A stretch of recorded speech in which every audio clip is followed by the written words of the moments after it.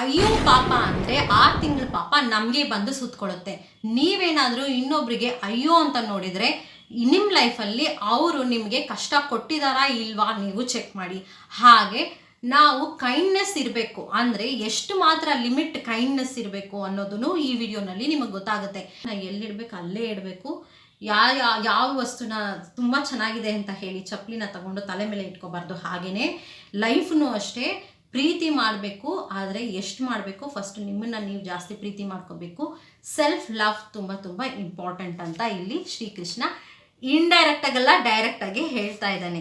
ಭಗವದ್ಗೀತೆಯ ಸಾರಾಂಶಗಳನ್ನ ಶ್ರೀಕೃಷ್ಣ 2ನೇ ಅಧ್ಯಾಯದಲ್ಲಿ ಶುರು ಮಾಡ್ಕೊಂಡಿದ್ದಾನೆ. ನಾನು 2ನೇ ಅಧ್ಯಾಯ 1ನೇ ಶ್ಲೋಕದಿಂದ 10ನೇ ಶ್ಲೋಕವರೆಗೂ ಎಕ್ಸ್ಪ್ಲೇನ್ ಮಾಡಿದ್ದೀನಿ. ಇವತ್ತು ಈ ವಿಡಿಯೋನಲ್ಲಿ 11ನೇ ಶ್ಲೋಕದಿಂದ 15ನೇ ಶ್ಲೋಕವರೆಗೂ ಎಕ್ಸ್ಪ್ಲೇನ್ ಮಾಡ್ತೀನಿ. ನಿಮ್ಮ ಬ್ರೈನ್ ಹಾಗೆ ಓಪನ್ ಆಗಿಬಿಡುತ್ತೆ. ಯಾಕೆ ಶ್ರೀಕೃಷ್ಣ ಏನೇನು ಹೇಳಿದ್ದಾನೆ ಅನ್ನೋದು ನಿಮಗೆ ಲೈಫ್ ಎಕ್ಸಾಂಪಲ್ಸ್ ಜೊತೆ ನಿಮಗೆ ಅರ್ಥ ಆಗುತ್ತೆ. ಈಗ ನಾನು 11ನೇ ಶ್ಲೋಕದಲ್ಲಿ ಅಯ್ಯೋ ಪಾಪ ಅಂದವರಲ್ಲ, ನೀವು ತುಂಬ ಇಷ್ಟಪಟ್ಟವರೇ ನಿಮಗೆ ಕಷ್ಟ ಕೊಟ್ಟಿದ್ದಾರೆ. ಹೌದೋ ಇಲ್ಲ, ಇಷ್ಟಪಟ್ಟಿರೋದಕ್ಕೆ ಕಷ್ಟ ಆಗಿದೆ. ಇನ್ನೊಂದು, ಇಷ್ಟಪಟ್ಟಿರೋ ವಸ್ತು ನಿಮಗೆ ಕಷ್ಟ ಕೊಟ್ಟಿಲ್ವಾ, ಅಸಾಧ್ಯವಾಗಿಲ್ವಾ, ಚಾನ್ಸೇ ಇಲ್ಲ. ಯಾವುದು ನಾವು ನಮಗೆ ತುಂಬ ಇಷ್ಟ, ನಾನು ತುಂಬ ಪ್ರೀತಿ ಮಾಡಿದ್ದೀನಿ ಅಂತ ಅಂದ್ಕೊಂಡಿದ್ದಾರೋ ಅವರೇ ನಿಮಗೆ ಒಂದು ಮಾತು ಅಂದ್ಬಿಟ್ರೆ ನಿಮಗೆ ಬೇಜಾರಾಗುತ್ತೆ. ಹಾಗಾದರೆ ಅದು ನೀವು ಇಷ್ಟಪಟ್ಟಿರೋದು, ನಿಮ್ಮ ಎಮೋಷ್ನಲ್ ಬ್ರೈನು, ನೀವು ಅವ್ರನ್ನ ಇಷ್ಟಪಟ್ಟಿರೋದು, ಅವ್ರು ನಿಮಗೆ ಮಾತಾಡೋ ಒಂದೊಂದು ಮಾತಿಗೆ ನಿಮಗೆ ಬೇಜಾರಾಗುತ್ತೆ ಅಂದರೆ ಅದು ನಿಮ್ಮದು ತಪ್ಪು, ಅವ್ರದ್ದಲ್ಲ. ನೀವು ಕೊಟ್ಟಿರೋ ಸಲಿಗೆಯಿಂದನೇ ಅವ್ರು ನಿಮ್ಮನ್ನ ಅಷ್ಟು ಚೀಪಾಗಿ ನೋಡ್ತಾರೆ.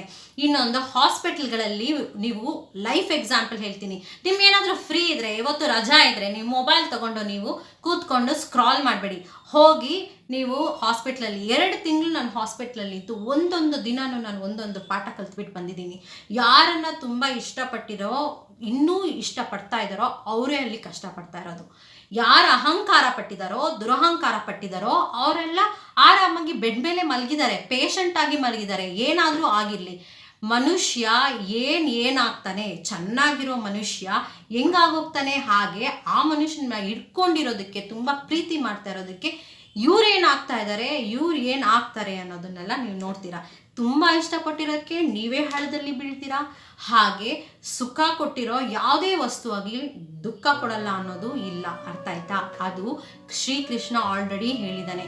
ಶ್ರೀಕೃಷ್ಣನ ಜೀವನನೂ ಹಾಗೇನೆ. ಕೃಷ್ಣ ರಾಧೆನೇ ಇಷ್ಟಪಟ್ಟ, ಆದರೆ ದುಃಖ ಅಲ್ಲೇ ಇತ್ತು, ದುಃಖದ ವಾತಾವರಣ ಅದು. ನೀವು ಶ್ರೀಕೃಷ್ಣ ಮದುವೆ ಆಗಿಲ್ವಾ ರುಕ್ಮಿಣಿನ, ಅವನ ಕರ್ತವ್ಯ ಅವನು ಮಾಡೋಕ್ಕೆ ಹೋದ. ಅದನ್ನೇ ಕೃಷ್ಣ ಹೇಳ್ತಾ ಇರೋದು, ನಿಮ್ಮ ಕರ್ತವ್ಯ ನೀವು ಮಾಡಿ. ನಮ್ಮ ಕರ್ತವ್ಯ ಏನು ಈ ಲೈಫಲ್ಲಿ ಅನ್ನೋದು ನಾನು ನಿಮ್ಗೆ ಹೇಳ್ತೀನಿ.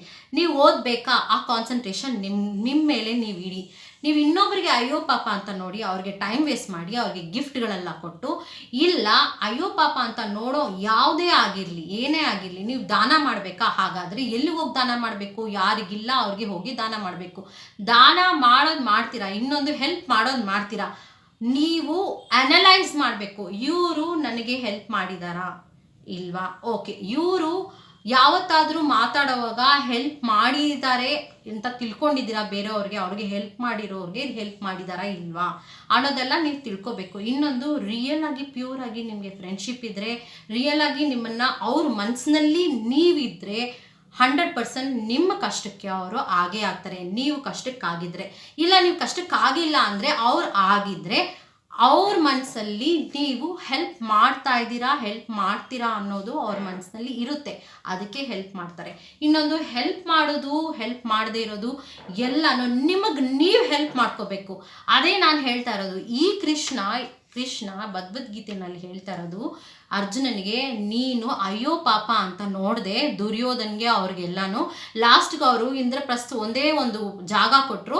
ಆ ಜಾಗನೂ ಅವರು ಆಟ ಆಡೋ ಇದರಲ್ಲಿ ಬನ್ನಿ, ಊಟಕ್ಕೆ ಬನ್ನಿ ಅಂತ ಹೇಳಿ ಕರೆದುಬಿಟ್ಟು ಅಲ್ಲಿ ಪಗಡೆ ಆಟ, ಈ ಆಟ, ಆ ಆಟ, ಜೂಜಾಟ ಆಡಿಬಿಟ್ಟು ಅದನ್ನೂ ಕಳೆದು ಅವಮಾನ ಮಾಡಿ ಅವರಿಗೆ ವನವಾಸನೂ ಶಿಕ್ಷೆ ಕೊಟ್ಟು ಲಾಸ್ಟಲ್ಲಿ ಯುದ್ಧದಲ್ಲಿ ನಿಂತ್ಕೊಂಡು ಯುದ್ಧ ಮಾಡೋಕ್ಕೆ ನಿಂತ್ಕೊಂಡಿರ್ಬೇಕಾದ್ರೆ, ನಾನು ಯುದ್ಧ ಮಾಡಲ್ಲ, ಅವ್ರು ಬಂದು ನನ್ನ ದೊಡ್ಡಪ್ಪನ ಮಗ, ಇವ್ರು ಬಂದು ನನ್ನ ಚಿಕ್ಕಪ್ಪನ ಮಗ, ನಾನು ಯಾಕೆ ಇವ್ರನ್ನ ಸಾಯಿಸ್ಬೇಕು, ಇವ್ರು ಬಂದು ನನ್ನ ಗುರುಗಳು, ಇವ್ರನ್ನ ನಾನು ಯಾಕೆ ಸಾಯಿಸ್ಬೇಕು, ಇವರೆಲ್ಲ ಅಗೇನ್ಸ್ಟ್.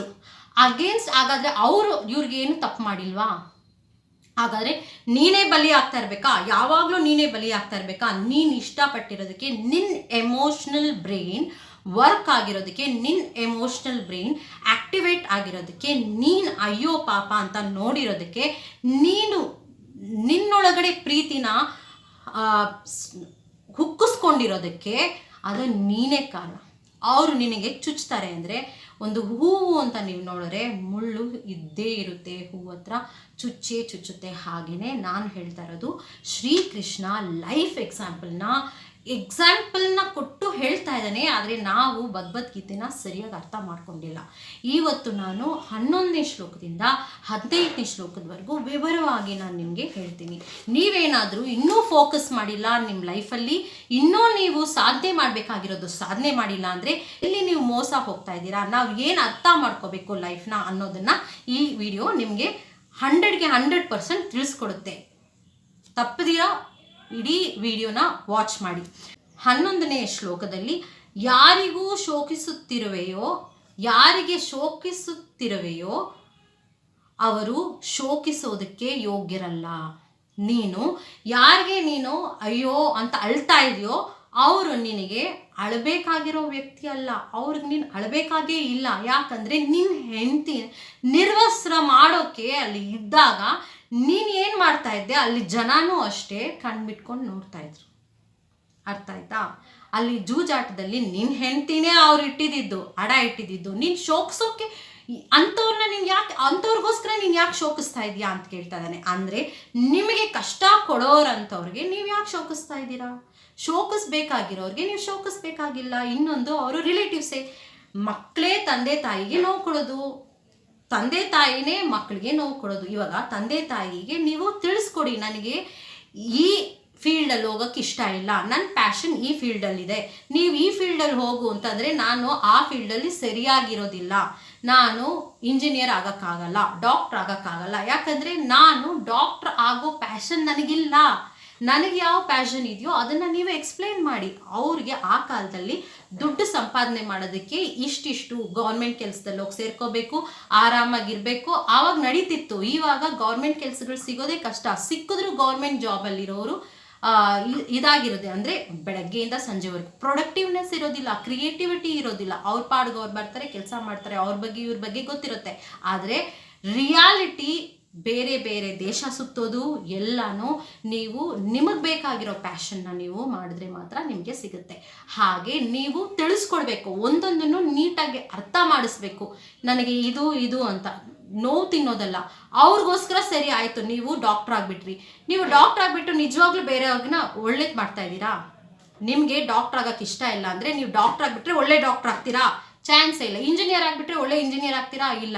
ನಿಮ್ಗೆ ಯಾವುದ್ರಲ್ಲಿ ನಿಮಗೆ ಪ್ಯಾಷನ್ ಇರುತ್ತೋ ನೀವು ಅದರಲ್ಲಿ ಮಾಡಿದ್ರೆ ನೀವು ಅದರಲ್ಲಿ ಎಕ್ಸ್ಪರ್ಟ್ ಆಗ್ತೀರಾ. ಯಾವುದೇ ಆಗಲಿ ಎಕ್ಸ್ಪರ್ಟೈಸ್ ಆಗಬೇಕು, ನಿಮಗೆ ಪ್ಯಾಷನ್ ಇರಬೇಕು, ನಿಮಗೆ ಇಂಟ್ರೆಸ್ಟ್ ಇರಬೇಕು.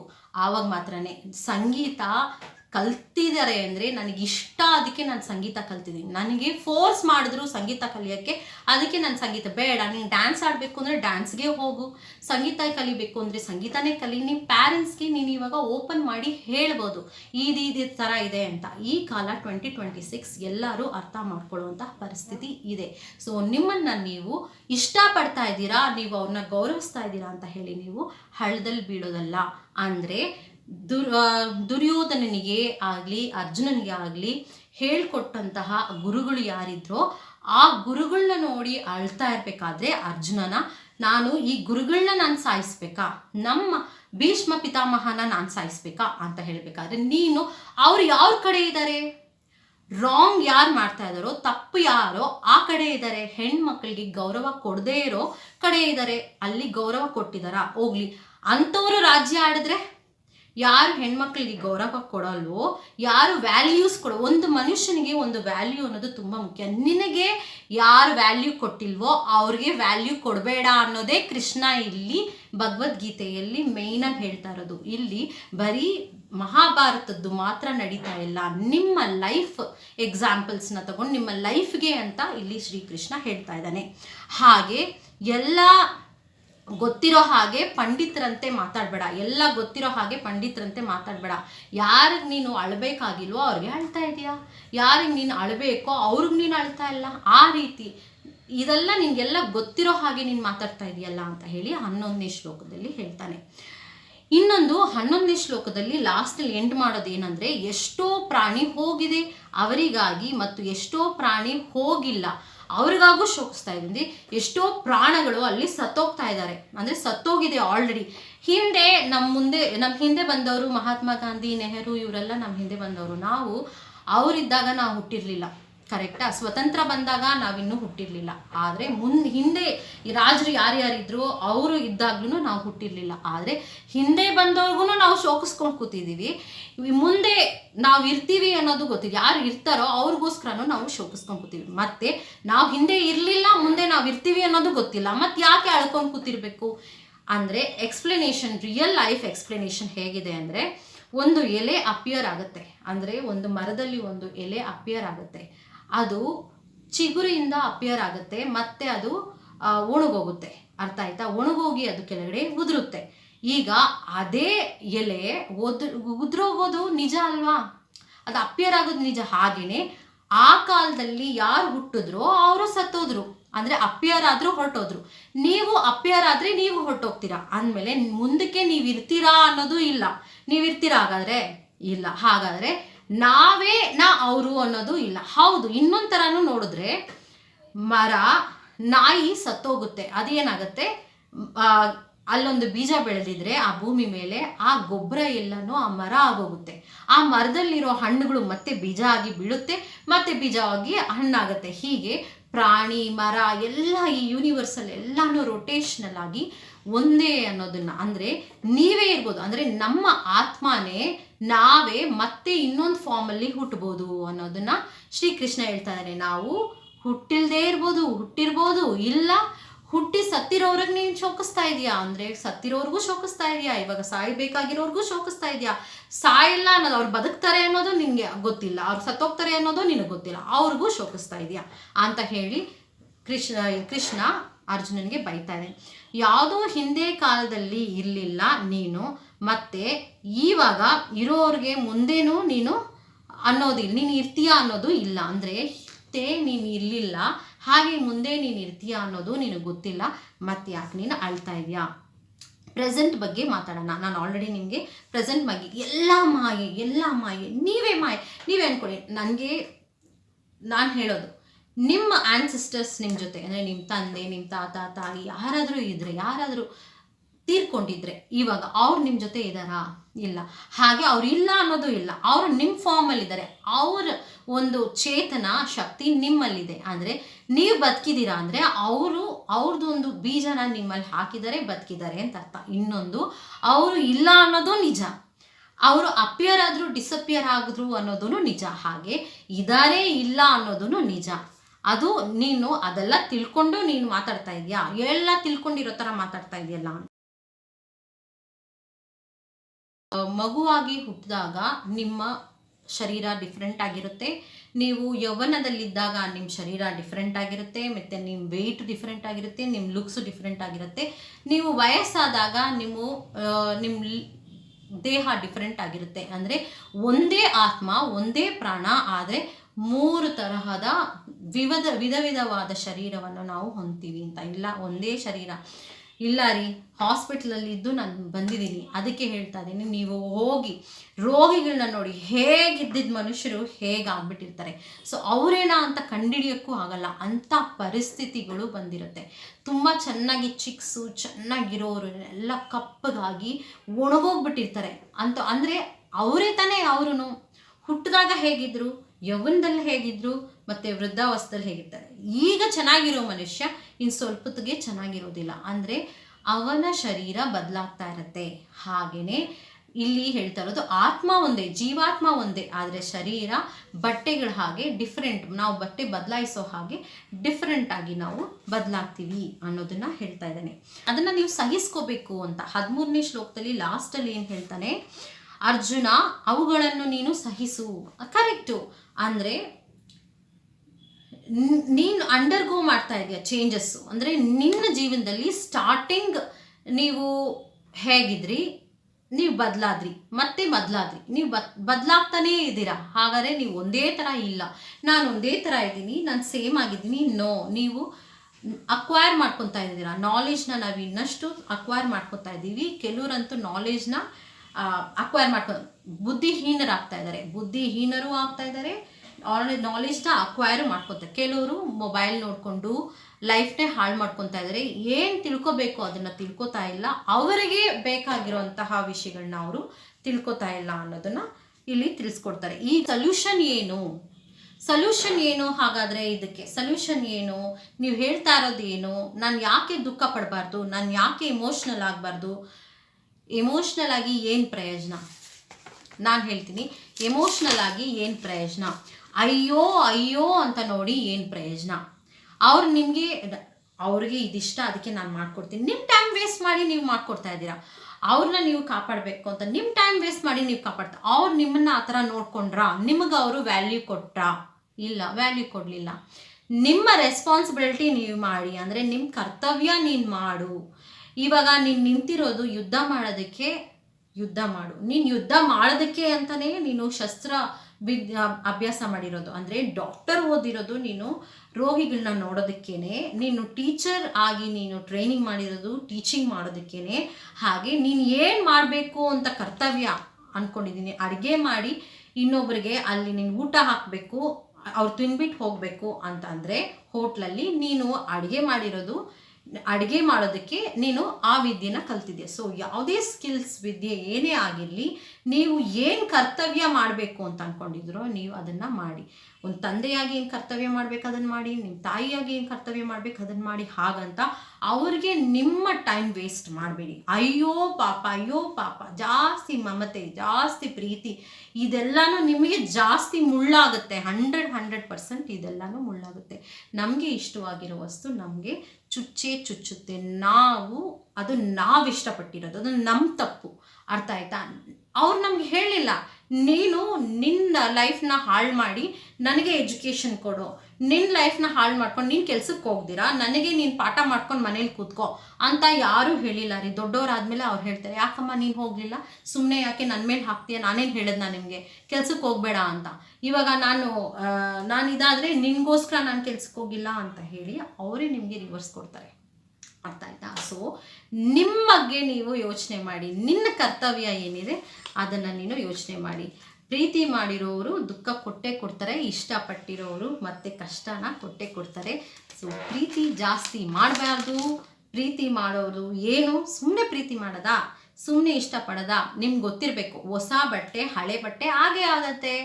ಹಾಗಾದರೆ ಲ್ಯಾಪ್ಟಾಪ್ ನೀವು ತೊಗೊಂಡ್ರಿ, ಹೊಸ ಲ್ಯಾಪ್ಟಾಪ್, ಅದು ಹಳೆಯ ಲ್ಯಾಪ್ಟಾಪ್ ಆಗಲ್ವಾ? ಇನ್ನೊಂದು ಬಂದೇ ಬರುತ್ತೆ. 10 ವರ್ಷ ಆದಮೇಲೆ, 15 ವರ್ಷ ಆದಮೇಲೆ ಅದು ಸರಿಯಾಗಿ ವರ್ಕ್ ಆಗ್ತಾ ಇಲ್ಲ ಅಂದರೆ ಇನ್ನೊಂದು ಲ್ಯಾಪ್ಟಾಪ್, ಅದು ತುಂಬ ಇಷ್ಟ ಅಂದ್ಬಿಟ್ಟು ಅದನ್ನೇ ಕೂತ್ಕೊಂಡು ನೀವು ಮಾಡೋಕ್ಕಾಗತ್ತಾ? ಅದೇ ಹೇಳ್ತಾರಲ್ಲ, ವೆಹಿಕಲ್ಲು ಗಾಡಿ ಕೈ ಕೊಡ್ತಾ ಇದೆ ನಿಮ್ಗೆ. ಆವಾಗ ತೊಗೊಂಡಾಗ ಗಾಡಿ ತುಂಬ ಚೆನ್ನಾಗಿತ್ತು, ಆಮೇಲೆ ಅದು ಬರ್ತಾ ನಿಮಗೆ ಕಷ್ಟ ಕೊಡೋಕ್ಕೆ ಶುರು ಮಾಡ್ತು. ದಾರಿನಲ್ಲೇ ನಿಮಗೆ ಅದು ಕಷ್ಟ ಕೊಡೋಕ್ಕೆ ಶುರು ಮಾಡ್ತು. ಆವಾಗ ನೀವು ಅದು ನಿಮ್ಮ ಟೈಮ್ನ ವೇಸ್ಟ್ ಮಾಡ್ತಾ ಇದೆ, ಅಂದರೆ ನಿಮಗೆ ತೊಂದರೆ ಕೊಡ್ತಾ ಇದೆ ಅನ್ನೋವಾಗ ನೀವು ಅದನ್ನು ಚೇಂಜ್ ಮಾಡಲೇಬೇಕು. ಅದ್ರ ಮೇಲೆ ಇರೋ ಮೋಹನ, ಪ್ರೀತಿನ ಆ ಕಡೆ ಸೈಡ್ಗೆ ಇಡಲೇಬೇಕು. ನಿಮ್ಮ ವ್ಯಾಲ್ಯೂಸ್ಗೆ ನೀವು ಇಂಪಾರ್ಟೆಂಟ್ ಕೊಡಬೇಕು. ಹಾಗೆಯೇ ಇಲ್ಲಿ ಪ್ರಾಬ್ಲಮ್ ಮಾಡ್ತಾ ಇರುವಂತಹ ಇವ್ರುಗಳೇ, ನಿಮಗೆ ಪಾಠ ಮಾಡಿರೋಂತಹ ಇವ್ರುಗಳೇ, ನಿನಗೆ ವಿದ್ಯೆನ ಹೇಳ್ಕೊಟ್ಟಿರೋಂತಹ, ವ್ಯಾಲ್ಯೂಸ್ ಹೇಳ್ಕೊಟ್ಟಿರೋಂಥ ಇವ್ರುಗಳೇ ನಿಮಗೆ ತೊಂದರೆ ಕೊಡ್ತಾ ಇದ್ದಾರೆ ಅನ್ನೋವಾಗ ನೀನು ಅವ್ರ ಅಗೇನ್ಸ್ಟ್ ಹೋಗೋದು ಕರೆಕ್ಟ್. ನಿನ್ನ ಕರ್ತವ್ಯ ಯುದ್ಧ ಮಾಡೋದು ಮಾಡು ಅಂತ ಹೇಳ್ತಾನೆ. 14th ನಾನು ಆಲ್ರೆಡಿ ಹೇಳಿದೆ, ಇದಕ್ಕೆ ಸೊಲ್ಯೂಷನ್ ಏನು? ಸುಖ ದುಃಖನ ಸೇಮ್ ಆಗಿ ನೋಡು ಅಂತ. ಅದನ್ನೇ ಬುದ್ಧನೂ ಹೇಳಿದ್ದು. ನಮಗೆ ದುಃಖ ಆಗಬೇಕು ಅಂದರೆ ಸುಖಪಟ್ಟೆ ಅಂದರೆ ನಿಜವಾಗ್ಲೂ ಸುಖಪಟ್ಟೆ. ಕಣ್ಣು ಸುಖ ಕೊಡುತ್ತೆ, ಇಂದ್ರಿಯಗಳು, ಮೂಗು ಸುಖ ಕೊಡುತ್ತೆ, ಕಿವಿ ಕೇಳಿದ್ರಿಂದ ಒಳ್ಳೆ ಸಾಂಗ್ಸ್ ಕೇಳಿದ್ರೆ ಸುಖ ಕೊಡುತ್ತೆ, ನಾವು ಒಳ್ಳೆ ಮಾತನಾಡಿದ್ರೆ ನಾಲಿಗೆ ಸುಖ ಕೊಡುತ್ತೆ, ಹಾಗೆ ನಮ್ಮ ದೇಹನೂ ಸುಖ ಕೊಡುತ್ತೆ. ನಾವು ಸುಖ ಅಂದರೆ ನಾವು ಇಷ್ಟಪಡೋದು, ಕಣ್ಣಲ್ಲಿ ಎಷ್ಟು ಚೆನ್ನಾಗಿದೆ, ನಾವು ಮೊಬೈಲ್ ನೋಡ್ತೀವಿ, ಇದೆಲ್ಲ ತುಂಬ ಚೆನ್ನಾಗಿದೆ, ಬಟ್ ಅದು ನಮಗೆ ಕಷ್ಟ ಕಟ್ಟೇ ಕೊಡುತ್ತೆ. ಅದನ್ನು ನಾವು ತುಂಬ ಇಷ್ಟಪಡೋಕೆ ಹೋದರೆ ಅದು ನಮಗೆ ಕಷ್ಟ ಕೊಡುತ್ತೆ. ಅಂಥದ್ದನ್ನೆಲ್ಲ ಸ್ವಲ್ಪ ದೂರ ಇಡಬೇಕು. ಯಾರನ್ನ ಎಲ್ಲಿಡಬೇಕು ಅಲ್ಲೇ ಇಡಬೇಕು. ಯಾವ ವಸ್ತುನ ತುಂಬ ಚೆನ್ನಾಗಿದೆ ಅಂತ ಹೇಳಿ ಚಪ್ಪಲಿನ ತಗೊಂಡು ತಲೆ ಮೇಲೆ ಇಟ್ಕೋಬಾರ್ದು. ಹಾಗೆಯೇ ಲೈಫ್ನೂ ಅಷ್ಟೇ, ಪ್ರೀತಿ ಮಾಡಬೇಕು, ಆದರೆ ಎಷ್ಟು ಮಾಡಬೇಕು, ಫಸ್ಟ್ ನಿಮ್ಮನ್ನು ನೀವು ಜಾಸ್ತಿ ಪ್ರೀತಿ ಮಾಡ್ಕೋಬೇಕು. ಸೆಲ್ಫ್ ಲವ್ ತುಂಬ ತುಂಬ ಇಂಪಾರ್ಟೆಂಟ್ ಅಂತ ಇಲ್ಲಿ ಶ್ರೀಕೃಷ್ಣ ಇಂಡೈರೆಕ್ಟ್ ಆಗಲ್ಲ, ಡೈರೆಕ್ಟ್ ಆಗಿ ಹೇಳ್ತಾ ಇದ್ದಾನೆ. ಸೊ 14th ನಮಗೆ ಗೊತ್ತಾಯ್ತು ಸೊಲ್ಯೂಷನ್ ಅಂದರೆ ಸುಖ ದುಃಖ ಎರಡೂ ಒಂದೇ. ಅಂದರೆ ಎಲೆ ಹುಟ್ಟಿತು ಅಂದರೆ ಎಲೆ ಬಿದ್ದೋಗುತ್ತೆ ಅನ್ನೋದು ನಿಮಗೆ ಗೊತ್ತು. ಒಂದು ರೂಪ ಇದೆ ಅಂತಂದರೆ, ಒಂದು ಬ್ಯೂಟಿ ಇದೆ ಅಂತಂದರೆ ಆ ಬ್ಯೂಟಿನೂ ಹಾಳಾಗೇ ಆಗುತ್ತೆ, ಅದು ಹೋಗುತ್ತೆ. ಅಂದರೆ ಅದು ಮಾಯೆ ಅನ್ನೋದು ನಿಂಗೆ ಅರ್ಥ ಮಾಡ್ಕೊಂಡಿರಬೇಕು. ಇದನ್ನೆಲ್ಲ ಅರ್ಥ ಮಾಡ್ಕೊಂಡಿರೋನು, ಈ ತತ್ವವನ್ನು ಅರ್ಥ ಮಾಡ್ಕೊಂಡಿರೋನು ತತ್ವಜ್ಞಾನಿ, ಮೋಕ್ಷಕ್ಕೆ ಯೋಗ್ಯನಾಗುತ್ತಾನೆ ಅಂತ ಹೇಳಿ 14th ಶ್ಲೋಕದಲ್ಲಿ ಹೇಳ್ತಾ ಇದ್ದಾರೆ. ಅಂದರೆ ಈ ತತ್ವನ ಅರ್ಥ, ಇವಾಗ ನಾನು ಇಷ್ಟೊತ್ತು ಹೇಳಿದ್ನಲ್ಲ, ತತ್ವ ಒಂದು ಬ್ಯೂಟಿ ಇದ್ರೆ ಅದು ಹಾಳಾಗೇ ಆಗುತ್ತೆ, ಒಂದು ಹೊಸ ಬಟ್ಟೆ ಅಂದರೆ ಅದು ಹಳೆ ಬಟ್ಟೆ ಆಗೇ ಆಗುತ್ತೆ, ಸುಖ ಇರೋ ಕಡೆ ದುಃಖ ಇದ್ದೇ ಇರುತ್ತೆ, ಕಣ್ಣೀರೋ ಕಡೆ ಕಣ್ಣೀರು ಬಂದೇ ಬರುತ್ತೆ, ಮೂಗಿರೋ ಕಡೆ ನೆಗಡಿ ಆಗೇ ಆಗುತ್ತೆ. ಅರ್ಥ ಆಯ್ತಾ? ಕಿವಿನೋ ಅಷ್ಟೇ, ಜಾಸ್ತಿ ಕೇಳಕ್ಕೆ ಹೋದರೆ ಕಿವಿ ನೋವು ಬರುತ್ತೆ. ಹೀಗೆ ಏನೇ ಆಗಿರಲಿ, ಯಾವುದೇ ಆಗಿರಲಿ, ಎಷ್ಟು ಮಾತ್ರ ನೀವು ವ್ಯಾಲ್ಯೂ ಕೊಡಬೇಕೋ ಅಷ್ಟು ಮಾತ್ರ ಕೊಡಬೇಕು ಅನ್ನೋದು ಈ ತತ್ವವನ್ನು ಅರ್ಥ ಮಾಡ್ಕೊಂಡಿರೋನು ಮೋಕ್ಷಕ್ಕೆ ಕಾರಣನಾಗುತ್ತಾನೆ. ಮೋಕ್ಷ ಅನ್ನೋದು ಏನು ಯೋಗ್ಯನಾಗಿರ್ತಾನೆ ಅಂತ. ಮತ್ತೆ ಎಲ್ಲರೂ ಅಂತಾರೆ ಮೋಕ್ಷ ಅಂದರೆ ನಾವು ಸತ್ತ ಮೇಲೆ ನಮ್ಮ ಆತ್ಮ ಮೋಕ್ಷ ಪಡೆಯುತ್ತೆ ಅಂತ. ನೋ, ಲೈಫ್ ಪ್ರಜ್ಞೆ, ಆ ಪ್ರಜ್ಞೆನೇ ಮೋಕ್ಷ ಅನ್ನೋದು. ಪ್ರಜ್ಞೆ ಪರಿಸ್ಥಿತಿ, ಪ್ರೆಸೆಂಟ್ ಲೈಫಲ್ಲಿ ನಾನು ಇದನ್ನು ಅರ್ಥ ಮಾಡ್ಕೊಂಡ್ಬಿಟ್ಟಿದ್ದೀನಿ. ಮತ್ತು ನೀನು ಎಮೋಷ್ನಲ್ ಆಗೋದಿಲ್ಲ, ನಿನ್ನ ಕರ್ತವ್ಯ ನೀನು ಮಾಡ್ತಾ ಇದೆಯಾ. ನಾನು ಯಾಕೆ ಎಮೋಷ್ನಲ್ ಆಗಬೇಕು? ನನ್ನ ಲೈಫ್ ಏನೀಗ? ನಾನು ಇದನ್ನು ಮಾಡಬೇಕು, ನಾನು ಅದನ್ನು ಮಾಡ್ದಿರಾ ನಾನು ಇದನ್ನು ಯಾಕೆ ಮಾಡ್ಕೊಂಡು ಕೂತಿದ್ದೀನಿ? ಅರ್ಥ ಆಯ್ತಾ? ಕೆಲವರು ನಾನು ನೋಡಿದ್ದೀನಿ, ಬೇರೆ ಏನೋ ಮಾಡೋಕ್ಕೆ ಹೋಗ್ತಾರೆ, ಇನ್ನೊಬ್ಬರು ಇಲ್ಲ ನೀನು ಇದನ್ನು ಮಾಡಬೇಕು ಅಂತ ಹೇಳಿದಾಗ ಅದನ್ನು ಮಾಡ್ಕೊಂಡು ಕೂತಿರ್ತಾರೆ. ಅವ್ರು ಮಾಡಬೇಕಾಗಿರೋದೇ ಬೇರೆ ಕೆಲಸ, ಆದರೆ ಇವರೇನೋ ಹೇಳಿರ್ತಾರೆ ಅಂತ ಹೇಳಿ ಅವ್ರಿಗೋಸ್ಕರ ಮಾಡ್ತಾ ಇದ್ದಾರೆ. ನಾನೇ ಹೇಳ್ತಾ ಇದ್ದೀನಲ್ಲ, ನಾನು ಏನೇನೋ ಬರೆದಿದ್ದೆ, ಯಾವುದ್ಯಾವುದೋ ದೇಶಕ್ಕೆ ಹೋಗಬೇಕು ಅಂತ ಅಂದ್ಕೊಂಡಿದ್ದೆ, ಆದರೆ ಅದು ಆಗಲೇ ಇಲ್ಲ. ನೀವು ಯಾವ ದೇಶ ಸುತ್ತಬೇಕು ಅಂತ ಅಂದ್ಕೊಂಡಿದ್ದೀರೋ ನೀವು ಬರೆದು ಅದನ್ನಾಗಬೇಕು. ನಿಮಗೆ ತೊಂದರೆ ಕೊಟ್ಟಿರೋಂಥ, ನಿಮ್ಮ ಲೈಫಲ್ಲಿ ತೊಂದರೆ ನಿಮ್ಮನ್ನು ಎಳೆದು ಇನ್ನೂ ಕೆಳಗಡೆ ಬೀಳಿಸ್ತಾ ಇರೋಂಥವ್ರಿಗೆ ಯಾರು ತುಂಬ ಪ್ರೀತಿ ವ್ಯಾಲ್ಯೂಸಿ ನಿಮ್ಕೊಳ್ಳು ಒಂಥರ ಕೂತ್ಕೊಂಡು ಬರೆದುಬಿಡಿ. ಹೇಳಿದ್ರು ಶ್ರೀಕೃಷ್ಣ ಹೇಳೋ ಹಾಗೇನೆ, ಅದು ಮೋಕ್ಷ ಅನ್ನೋದು ತತ್ವಜ್ಞಾನ. ನಿಮಗೆ ಅರ್ಥ ಆಗೋಯ್ತು, ಅದೇ ಮೋಕ್ಷ. ನಿಮಗೆ ದುಃಖ ಕೊಡಲ್ಲ. ನೀವು ಈ ತತ್ವನ ನೀವು ಅರ್ಥ ಮಾಡ್ಕೊಂಡ್ಬಿಟ್ರೆ ನಿಮಗೆ ಅಳೋದಿಲ್ಲ, ನೀವು ಡಿಪ್ರೆಷನ್ಗೆ ಹೋಗೋದಿಲ್ಲ, ನೀವು ಅಳೋದಿಲ್ಲ, ಸಾಯೋದಿಲ್ಲ. ಎಷ್ಟೋ ಜನ ಸ್ಯೂಸೈಡ್ ಮಾಡ್ಕೊಂಡು ಸತ್ತೋಗ್ತಾರೆ. ಅದೆಲ್ಲ ಬೇಕಾಗಿಲ್ಲ. ಅರ್ಥ ಆಯ್ತಾ? ನೀವು ಅಂಟ್ಕೊಂಡಿದ್ದೀರಾ, ಅಟ್ಯಾಚ್ಮೆಂಟ್ ಜಾಸ್ತಿ ಮಾಡ್ಕೊಂಡಿದ್ದೀರಾ, ಡಿಟ್ಯಾಚ್ ಆಗೋಯ್ತು. ಅಟ್ಯಾಚ್ಮೆಂಟ್ ಎರಡೂ ಒಂದೇ ಥರ ನೋಡಿದ್ರೆ, ಸುಖ ದುಃಖ ಒಂದೇ ಥರ ನೋಡಿದ್ರೆ ನಿಮಗೆ ರಿಯಲ್ ತತ್ವ ಅರ್ಥ ಆಗೋಗುತ್ತೆ. ಎಮೋಷನಲ್ ಬ್ರೈನ್ ಆಕ್ಟಿವೇಟ್ ಆಗಲ್ಲ. ನಿಮ್ಮ ಲೈಫಲ್ಲಿ ನಿಮ್ಮ ಕರ್ತವ್ಯನ ನೀವು ಮಾಡ್ಕೊಂಡು ಹೋಗ್ತೀರಾ. ಇದು ಮೋಕ್ಷ. ಅಂದರೆ ಇದನ್ನು ರಿಯಾಲಿಟಿ ಆಫ್ ದ ಯೂನಿವರ್ಸ್. ಅಂದರೆ ಅಪಿಯರ್ ಆಗೋದು, ಡಿಸಪಿಯರ್. ನಾವು ಬಂದ್ವಿ ಹೊರಟೋದ್ವಿ. ಮಹಾತ್ಮ ಗಾಂಧಿ ಬಂದರು ಹೊರಟೋದ್ರು. ಹಾಗೆಯೇ ಎಷ್ಟೋ ಜನ ಬಂದರು ಹೋದರು, ಎಷ್ಟೋ ಜನ ಚೆನ್ನಾಗಿ ಆ್ಯಕ್ಟಿಂಗ್ ಮಾಡಿದ್ರು ಹೋದರು. ಪುನೀತ್ ರಾಜ್ಕುಮಾರ್ ಅವ್ರನ್ನ ತುಂಬ ಇಷ್ಟಪಟ್ವಿ. ಇವಾಗ ಪುನೀತ್ ರಾಜ್ಕುಮಾರ್ ಅವ್ರು ಇದ್ದಾರ ನಮ್ಮ ಹತ್ರ? ಹೋದರು, ನಮ್ಮ ಮನಸ್ಸಲ್ಲಿದ್ದಾರೆ ಅಲ್ವಾ? ಹಾಗಂತ ನಾವು ಅವ್ರನ್ನೇ ಇದು ಮಾಡ್ಕೊಂಡು ನಿಮ್ಮ ಕರ್ತವ್ಯ ಏನಿದೆ ನೀವು ಮಾಡ್ತಾ ಇದ್ದೀರಿ. ಹಾಗಾದರೆ ಹೀರೋಸ್ ಅವರೇ ಹೀರೋ ಅಂತಾನೆ, ಬೇರೆ ಹೀರೋಸ್ ಬರಲೇಬೇಕು ಇಂಡಸ್ಟ್ರಿಗೆ. ಹಾಗಾದರೆ ಅವ್ರ ಮೇಲೆ ವರ್ಕ್ ಮಾಡಿದ್ರೆ ನಮಗೆ ಪುನೀತ್ ರಾಜ್ಕುಮಾರ್ ಅಂತಹ ಎಷ್ಟೋ ಹೀರೋಗಳು ನಮಗೆ ಇಂಡಸ್ಟ್ರಿಗೆ ಬರ್ತಾರೆ. ಹಾಗೆಯೇ ಇವರೇ ಹೀಗಿದ್ರು ಅಂತಲ್ಲ, ಅವರ ಒಂದು ವ್ಯಾಲ್ಯೂಸ್ನ ನಾವು ತಗೊಂಡು ಎಷ್ಟು ಬೇಕು ನಾವೇನಾಗಬೇಕು, ನಮ್ಮ ಕರ್ತವ್ಯ ಏನು ಅಂತ ನಾವು ಮುಂದೆ ಹೋದರೆ ಅದು ಆ್ಯಕ್ಚುಲಿ ರಿಯಲ್ ಮೋಕ್ಷ ಅನ್ನೋದು. ಮತ್ತು 15th ಶ್ಲೋಕ ಏನು ಅಂದರೆ, ಅಸದ್ವಸ್ತುವಿಗೆ ಇರುವಿಕೆ ಇಲ್ಲ ಮತ್ತು ಸದ್ವಸ್ತುವಿಗೆ ಅಭಾವವಿಲ್ಲ, ಇವೆರಡರ ತತ್ವವನ್ನು ತತ್ವಜ್ಞಾನಿ ಪುರುಷರು ನೋಡಿದ್ದಾರೆ. ತತ್ವಜ್ಞಾನಿ, ಮತ್ತೆ ನಾನು ಮೋಕ್ಷ ಪಡೆದವರು ತತ್ವಜ್ಞಾನಿ. ಮತ್ತೆ ಇದು ತತ್ವಜ್ಞಾನಿ ಬಗ್ಗೆನೇ ನೀವು ತತ್ವಜ್ಞಾನಿ ರೀ, ನೀವು ಇದನ್ನು ಅರ್ಥ ಮಾಡ್ಕೊಂಬಿಟ್ರೆ ತತ್ವಜ್ಞಾನಿ. ಸುಖ ದುಃಖನ ಒಂದೇ ಥರ ನೋಡೋರು ತತ್ವಜ್ಞಾನಿ. ಅಂದರೆ ನಾನು ಎಷ್ಟು ಮಾಡ್ತಾ ಇದ್ದೀನಿ, ನಾನು ಯಾಕೆ ಇಷ್ಟು ಮಾಡ್ತಾ ಇದ್ದೀನಿ, ನಾನು ಯಾಕೆ ಇಷ್ಟೊಂದು ಹಿಡ್ಕೊಂಡಿದ್ದೀನಿ, ನಾನು ಯಾಕೆ ಇವ್ರನ್ನ ಇಷ್ಟೊಂದು ಪ್ರೀತಿ ಮಾಡ್ತಾ ಇದ್ದೀನಿ, ಇವರಿಂದ ನನಗೇನು ವ್ಯಾಲ್ಯೂ ಅವ್ರು ನನ್ನ ವ್ಯಾಲ್ಯೂ ಕೊಡ್ತಾ ಇದ್ದಾರಾ, ಇಲ್ಲ ಈ ವಸ್ತುವಿಂದ ನನಗೇನು ಸಿಕ್ಕಿದೆ, ಈ ವಸ್ತುನ ಇಟ್ಕೊಂಡು, ಈ ಮೊಬೈಲ್ ಇಟ್ಕೊಂಡು ನಾನು ಏನು ಸಂಪಾದನೆ ಮಾಡಿದೆ, ನಾನು ಏನು ಸಾಧನೆ ಮಾಡಿದೆ, ನಾನು ಟೈಮ್ ವೇಸ್ಟ್ ಮಾಡ್ತಾ ಇದ್ದೀನಿ. ಓಕೆ, ಬುಕ್ ತೊಗೊಂಡಿದ್ದೀನಿ, ಬುಕ್ ಓದಬೇಕು, ಅದಕ್ಕೆ ನಾನು ವ್ಯಾಲ್ಯೂ ಕೊಟ್ಟಿದ್ದೀನಾ, ಅದರಿಂದ ನಾನು ಏನು ವ್ಯಾಲ್ಯೂಸ್ ಕಲ್ತ್ಕೊಂಡೆ. ಫ್ರೆಂಡ್ಶಿಪ್ ಮಾಡಿದ್ರೆ ಆ ಫ್ರೆಂಡ್ಶಿಪ್ಪಿಂದ ನನಗೇನು ವ್ಯಾಲ್ಯೂಸ್ ಬಂತು, ನೀವು ಕೊಡ್ತಾ ಇರೋ ವ್ಯಾಲ್ಯೂ ಅವ್ರು ನಿಮಗೆ ವಾಪಸ್ ಆ ವ್ಯಾಲ್ಯೂ ಕೊಡ್ತಾ ಇದ್ದಾರಾ, ಹೀಗೆ ಎಲ್ಲನೂ ನೀವು ತಿಳ್ಕೊಬೇಕು. ಅಂದರೆ ಸುಖ ದುಃಖ ಎರಡೂ, ಅಂದರೆ ಇಷ್ಟ ಆದವರು ಕಷ್ಟನೂ ಕೊಡ್ತಾರೆ. ಅದನ್ನು ನೀವು ಅರ್ಥ ಮಾಡ್ಕೊಂಡು, ಅದು ಅಪಿಯರ್ ಆದಮೇಲೆ ಅದು ಡಿಸಪಿಯರ್ ಆಗೇ ಆಗುತ್ತೆ. ಅಂದರೆ ಮಾಯೆ, ಅದು ಕೆಳಗಡೆ ಬೀಳಲೇಬೇಕು. ನದಿ ನೀರು ಹಾಗೆ ಹರ್ಕೊಂಡು ಸಮುದ್ರಕ್ಕೆ ಹೋಗಲೇಬೇಕು. ಹಾಗೆ ಎಲ್ಲನೂ ಡಿಸಪಿಯರ್ ಆಗೋದು ನಿಜ. ಅಂಡರ್ಸ್ಟುಡ್? ಒಂದು ದೊಡ್ಡ ಕಟ್ಟಡ ನಿಂತಿದೆ ಅಂದರೆ ಆ ದೊಡ್ಡ ಕಟ್ಟಡ ಇನ್ನಷ್ಟು ವರ್ಷಗಳು ನಿಂತ್ಕೊಳ್ಳೋಕ್ಕಾಗಲ್ಲ. ನಾನು ಅಂದ್ಕೊಳ್ಳೋ ಹಾಗೆ ಇನ್ನೂ ಒಂದು 1000 ವರ್ಷ ಹೋದರೆ ಯಾವುದೇ ಒಂದು ಆಗಲಿ, ಮುಂಚೆ ಇದ್ದಿದ್ದೆಲ್ಲ ಇವಾಗಿಲ್ಲ ಅಲ್ವಾ. ಎಷ್ಟೋ ರಾಜ ಸಂಸ್ಥಾಪನೆಗಳು ಇದ್ವು, ಅದೆಲ್ಲನೂ ಧ್ವಂಸ ಆಗೋಯ್ತು, ಡೆಮಾಲಿಷ್ ಆಗೋಯ್ತು. ಹಾಗೆ ಕಾಲ ಬದಲಾಗ್ತಾ ಹೋಯಿತು. ಅಂದರೆ ಸದ್ವಸ್ತು ಅಂತ ಏನು ಅಂದ್ಕೊಂಡ್ರೆ ಅದಕ್ಕೆ ಅಭಾವವಿಲ್ಲ, ಅಭಾವವಿರೋ ವಸ್ತುಗಳಿಗೆ ಇದಿಲ್ಲ ಅಂತ ಹೇಳ್ತಾ ಇದ್ದಾನೆ. ಅಂದರೆ ಸದ್ವಸ್ತುವಿಗೆ ಅಭಾವವಿಲ್ಲ, ಅಸದ್ವಸ್ತುವಿಗೆ ಇರುವಿಕೆ ಇಲ್ಲ. ನೀವೇ ಅಲ್ಲ, ನೀವೂ ಅಷ್ಟೇ ಇರೋದಿಲ್ಲ. ಮುಂದೆ ಇದ್ರಿ ಅಂತ ನೀವು ಅಂದ್ಕೊಂಡ್ರಾ, ಬೇರೆ ಆ್ಯಂಗ್ಸ್ಟರ್ಸ್ ರೀತಿನಲ್ಲಿ ಇದ್ರಿ, ಅಂದರೆ ಫಾರ್ಮ್ಸ್ ಡಿಫ್ರೆಂಟ್ ಆಗಿದ್ರಿ, ಬಟ್ ನೀವಿರಲಿಲ್ಲ. ಮುಂಚೆ ನೀವಿದ್ದು, ಹಾಗಾದರೆ ಇರಲಿಲ್ಲ, ಇದ್ದರು, ಅದೆಲ್ಲ ನೀವು ತಿಳ್ಕೊಂಡ ಬಗ್ಗೆ, ಯೂನಿವರ್ಸ್ ಬಗ್ಗೆ ನೀವು ತಿಳ್ಕೊಳ್ಳಿ ಅಷ್ಟೇ. ಇದು ಯೂನಿವರ್ಸ್ ಬಗ್ಗೆ ಮಾತಾಡ್ತಾ ಇರೋದು. ಕೃಷ್ಣ ತನ್ನ ಒಂದು ಜ್ಞಾನವನ್ನು ಈ ರೀತಿ ಹೇಳ್ತಾನೆ. ಅರ್ಥ ಆಯ್ತಾ? ಈ ಎರಡೂ ತತ್ವವನ್ನು ಪುರುಷರು ನೋಡಬೇಕು ಮತ್ತು ಅರ್ಥ ಮಾಡ್ಕೋಬೇಕು. ಇದನ್ನು ಅರ್ಥ ಮಾಡ್ಕೊಂಡ್ಬಿಟ್ರೆ ನಾವು ಲೈಫಲ್ಲಿ ಅಳೋದಿಲ್ಲ, ಎಮೋಷ್ನಲ್ ಆಗೋದಿಲ್ಲ, ತುಂಬ ಇಷ್ಟಪಡೋದಿಲ್ಲ, ಡಿಪ್ರೆಷನ್ಗೆ ಹೋಗೋದಿಲ್ಲ. ಮತ್ತು ಇನ್ನೊಂದು, ಬೇಡದೇ ಇರೋದಕ್ಕೆಲ್ಲನೂ ಜಾಸ್ತಿ ಇಷ್ಟಪಡೋಕ್ಕಾಗಲ್ಲ. ಯಾರಾದರೂ ನಿಮಗೆ ವ್ಯಾಲ್ಯೂ ಕೊಡಲಿಲ್ಲ, ಅಂತ ಯಾರಾದರೂ ಮಾತಾಡೇ ವಾಗಲೇ ಅಂತ ಅನ್ಬೇಕು ಅಷ್ಟೇ. ನೀನು ಅಂತ ಮಾತಾಡಿದ್ರೆ ನಾನು ಅಂತಲೇ ಮಾತಾಡ್ತೀನಿ. ತುಂಬ ಅಯ್ಯೋ ದೇವರು ಅಂತ ಎಷ್ಟು ಅಂತ ನೀವು ಇಷ್ಟಪಡೋಕ್ಕೆ ಹೋಗ್ತೀರಾ. ನನಗೆ ತುಂಬ ಇದು ಮಾಡಿದ್ರು, ನನಗೆ ಅವರಂದರೆ ಇಷ್ಟ, ಅವರು ಏನು ಕೇಳ್ತಾರೋ ನಾನು ಅದು ಮಾಡಿಕೊಡ್ತೀನಿ, ಅವ್ರು ಏನು ಇಷ್ಟ, ನನಗೆ ಅವರಂದರೆ ಇಷ್ಟ, ನನಗೆ ಇದಂದರೆ ಇಷ್ಟ ಅಂತ ಹೇಳಿ. ಒಂದು ಗಿಣಿನ ರಾಮದಾಸ್ ಏನು ಮಾಡಿದ್ದ, ತಗೊಂಬಂದು ನನಗೆ ಗಿಣಿ ಅಂದರೆ ಇಷ್ಟ ಅಂತ ಹೇಳಿದ್ದಕ್ಕೆ ಅವ್ರ ಹೆಂಡತಿ ತೊಗೊಂಬಂದು ಇಟ್ಟಿದ್ದ. ಆ ಗಿಣಿನ ಇಷ್ಟಪಟ್ಟು ಪಂಜರದಲ್ಲಿ ಇಟ್ಟಿದ್ದ. ಆದರೆ ಪಂಜರದ ಗಿಣಿನ ಇಂಡಿಪೆಂಡೆಂಟಾಗಿ ಬಿಟ್ಟಿಲ್ಲ. ಹಾಗೆ ನಾನು ಅಷ್ಟೇ ಆಮೇಲೆ ತುಂಬ ಇಷ್ಟಪಟ್ಟು ಅಟ್ಯಾಚ್ಮೆಂಟ್ ಮಾಡಿ ಇಟ್ಕೊಂಡಿದ್ದೆ. ಅದನ್ನು ಇವಾಗ ಬಿಟ್ಬಿಟ್ಟೆ. ಹಾಗೆಯೇ ಡಿಟ್ಯಾಚ್ಮೆಂಟ್ ಕಲಿಯೋದು ತುಂಬ ಇಂಪಾರ್ಟೆಂಟ್. ಡಿಟ್ಯಾಚ್ಮೆಂಟ್ ತುಂಬ ಇಂಪಾರ್ಟೆಂಟ್. ಹಾಗೆ ಬುದ್ಧದು ಒಂದು ಬುಕ್ ಇದೆ ಡಿಟ್ಯಾಚ್ಮೆಂಟ್ ಬಗ್ಗೆ. ಇದು ರಿಯಲ್ ಲೈಫ್, ನಿಮ್ಮ ಒಂದು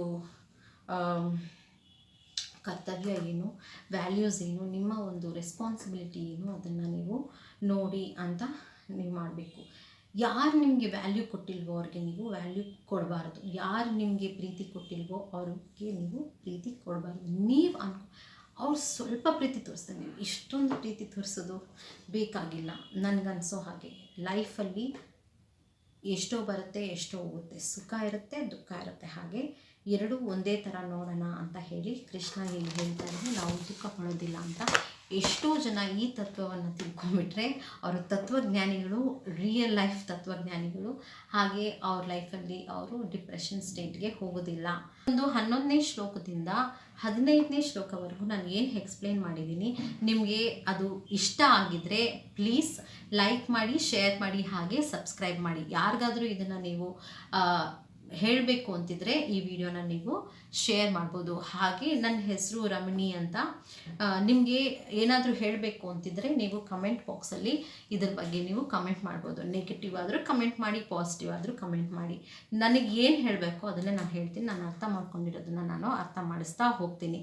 ಸೊ ಹೀಗೆ ಭಗವದ್ಗೀತೆಯನ್ನು ತಿಳ್ಕೊಬೇಕಾದ್ರೆ ನಾನು ಭಗವದ್ಗೀತೆನ ಇನ್ನು ಮುಂದೆ ನಾನು ಎಕ್ಸ್ಪ್ಲೈನ್ ಮಾಡ್ತಾ ಹೋಗ್ತಿರ್ತೀನಿ. ನಿಮಗೆ ಏನು ಅನಿಸುತ್ತೆ ಅನ್ನೋದನ್ನು ನೀವು ನನಗೆ ಕಮೆಂಟ್ ಬಾಕ್ಸಲ್ಲಿ ತಿಳಿಸ್ತಾ ಹೋಗಿ. ಇಷ್ಟೊತ್ತು ನನ್ನ ವಿಡಿಯೋನ ನೋಡಿದ್ದಕ್ಕೆ ನಿಮಗೆಲ್ಲರಿಗೂ ಧನ್ಯವಾದಗಳು.